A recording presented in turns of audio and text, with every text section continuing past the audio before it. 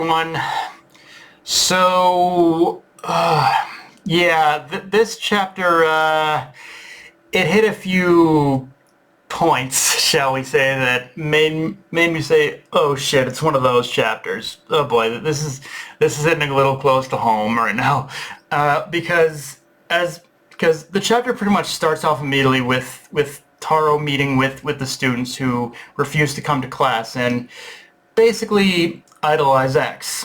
And we come to, and we unfortunately come to learn why that is in this chapter, which is that these kids are very much disenfranchised. They feel like that with the way the world assassination world works as it does, there's only one path for them to take, which is to join the in any form or another. They're going to have to join the JA, the system constructed by the JAA, because, as they say, the JAA has monopoly on the assassin world. And frankly, right out of the gate, not entirely wrong.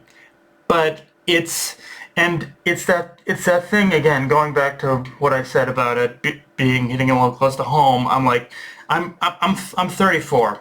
I'm on the cusp of that. I'm on that weird cusp of being in that generation of those who are either around my age or younger than me, who, let's be honest, real world wise, kind of a little disenfranchised. Like not feeling like they don't have that fear, like there's not many routes there's not many paths or areas in which they can go in life. And for these students, it's the exact same thing. The belief that because the JA holds so much power over the assassin world, it's like they don't have options other than to join the JAA. And in that regard, it's not hard to see how they came to the conclusion of idolizing X, frankly, because X, like Uzuki, for however much of a psychopath he is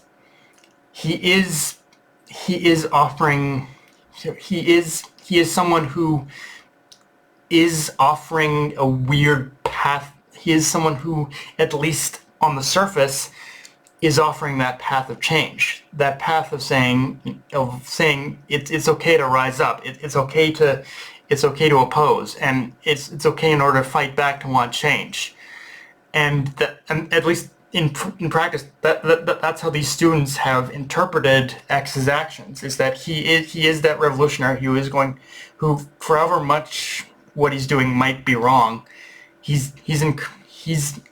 is their hope for change. And again, it's one of those things where it's not hard to see how they reach that conclusion, but simultaneously it is misguided. Let's just be frank. It's misguided in order to believe it's misguided in believing in someone like X that he's really going to change things, because let's be honest, he's probably someone who's just out to fucking destroy everything, not change a damn thing. But it's not hard to see how those kids got to that conclusion.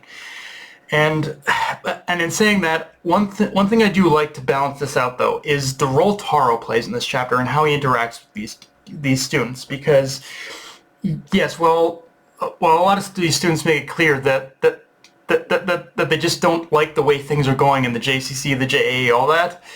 Taro offers them some very measured advice, frankly, in my mind, which is that, look, you're never going to truly find that pretty much perfect life in they're never going to have that perfect life in your world. The world isn't meant to, you're never going to have that perfect life that you always want.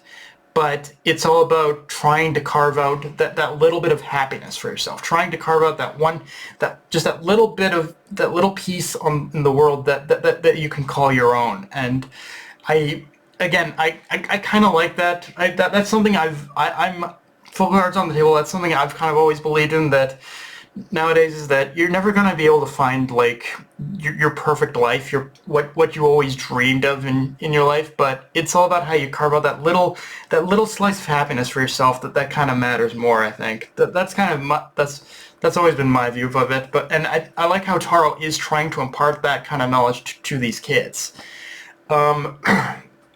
In saying that, we also get introduced to another character, Amane, and my first reaction to seeing his introduction was, oh, hello, Mr.